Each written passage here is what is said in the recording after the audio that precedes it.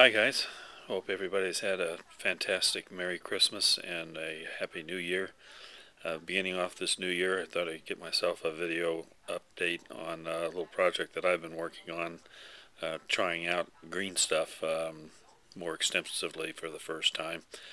I'm going to convert this model, which is a D&D model called a Gulvarg, and I'm going to convert it into a Greatwolf, Great Fenris Wolf, which would be then a mount for Canis Wolfborn. So it's going to be my inexpensive version of Canis Wolfborn. And as you can see, the guy I started with, he's got these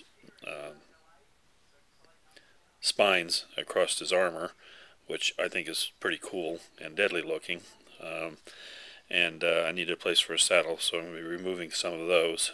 And he's got this strange looking tail, ends in kind of a almost beaver looking tail, very elongated. If you can see here, he's got spikes everywhere, which would be a little chaotic for a Space Marine mount. So those have to go. And I don't know if I can maybe go to Super Macro here and show you. If you can see underneath his chest, I know that's not very visible, but it was bothering me on the mount. It's kind of a very corded, muscular looking chest, kind of like the carapace of a dragon or something. So you no longer have the fur underneath there. I kind of debated back and forth whether to make that another plate of armor, which would make sense really from the standpoint of protecting the chest in the event that you rear up. But the only reason an animal would rear up is if it was reacting in fear to something, which I don't think these guys even know the concept of fear.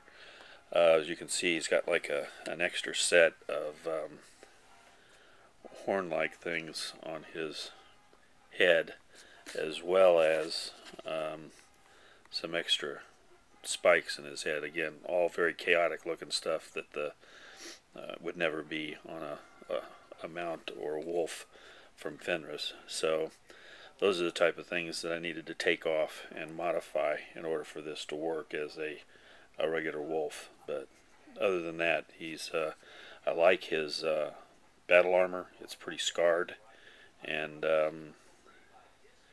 I like the concept of the spikes. Anything tries to jump on board, behind, or in front of the Space Wolf rider, he's going to be singing alto or tenor.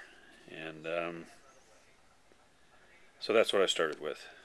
And so the things that I did was I took down the extra horns over the eyes and in the middle of the head, and tried to smooth that out and make it to be more fur-like and to blend in with what's there. The chests I wanted to be a little bit more barrel-chested and not flat, and I sculpted in that to be green stuff fur. As you can see, I filled up the feet where there were. When I took this guy off the base, I found out that it was quite a chore. Originally, as you can see, being a D&D model on this base, and the D&D model is an armored Gulvarg. Your blade would go through the softer rubberized plastic of the model, and then it would hit something extremely hard. And I mean hard to press a blade through to the point that you could lose a digit or cause arterial spray to go everywhere. So this is definitely, if a project's being done by someone younger, you might want to get some help. Maybe a saw, razor saw or something like that to take it off, because when you hit that hard plastic, it definitely was tough to remove. And I went ahead and green stuffed in the feet just so that it could be pinned back down again. And I took off all the spikes and tried to make that look more like fur ending, and took off the tail, although I left it to be a fairly substantial tail because of the size of this creature. It needed a counterbalance to the head and the body. And then the part that I had a horrendous time with was the saddle. I added the saddle in there with green stuff. First attempt was it was flopped all over the place, and so I ended up taking a sort of a square pin that they use in drapes. Had kind of a weird turn in it, so I persuaded it to go flat with a little hammer and mallet, and then drilled it down in and put it in here as sort of a structure to build the saddle with. The first attempt of what I put together just came out exactly what I didn't want. I did not want a soft looking leather saddle, because these guys are Space Marines, and they are, especially the Lords, are encased in this ancient Terminator armor. So these guys are not going to chafe or get saddle sores. It's going to be metal on metal. So I did not want this soft, poofy looking saddle. And that's exactly what I did. That's exactly how it turned out. It looked like it was bought from Grandmother Golvarg's Lazy Boy and Overstuffed Saddle Store.